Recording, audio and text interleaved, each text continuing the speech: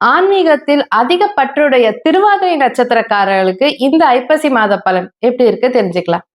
திருவாதிரை நட்சத்திரக்காரங்களுக்கு பார்த்தீங்கன்னா இந்த காலகட்டம் பார்த்தீங்கன்னா ஒரு ஜாக்பாட்டான காலகட்டம்னு சொல்ல முடியும். ஏன்னா அடிச்சாம்பர் அப்பாயின்மெண்ட் ஆர்டர்ன்ற மாதிரி இந்த காலகட்டம் பார்த்தீங்கன்னா எதிர்பார்த்த மன மகிழ்ச்சி கிடைக்கும்.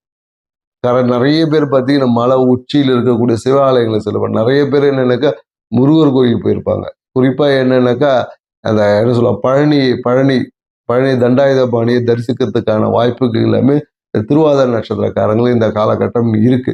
ஆனா என்னன்னாக்கா இந்த காலகட்டம் எவ்வளவு விஷயங்கள் நடந்தாலும் ஆனா ஒரு திருப்தியற்ற தன்மைக்குள்ள பயணிக்கிறதுக்கான வாய்ப்புகள் அதிகமா இருக்கு. ஏன்னா இந்த காலகட்டம் எல்லாம் இருக்கும், அனுபவிக்க முடியும். எல்லாம் ப்ரோக்ராம் போட்டிருப்பாங்க, இவங்களால செய்ய முடியாத ஒரு சூழல்கள் இருக்கும். தன்னை சுற்றி நல்ல சுப நிகழ்வுகள் எல்லாமே நடக்கும். தன்னுடைய பேச்சாலேயே அதை கெடுத்துருவாங்க. ஸோ அதனால என்னன்னாக்கா திருவாதிரை நட்சத்திரக்காரர்கள் இந்த ஒரு மாசம் தயவு செய்து மௌன விரதம் இருந்தீங்கன்னா நீங்கள் எதிர்பார்த்த மன மகிழ்ச்சி கிடைக்கும்.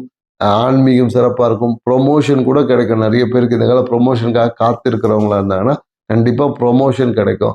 ஸோ ப்ரொமோஷன் எப்படி நல்ல ஒரு ஹைக்கோட கிடைக்கும். இவங்க என்ன பண்ணுவாங்கன்னா அந்த கிடைக்கக்கூடிய நேரத்தில் அந்த நபரை பற்றி தப்பாக பேசிடுவாங்க. அந்த ப்ரொமோஷனே தடைபட்டு போகும்.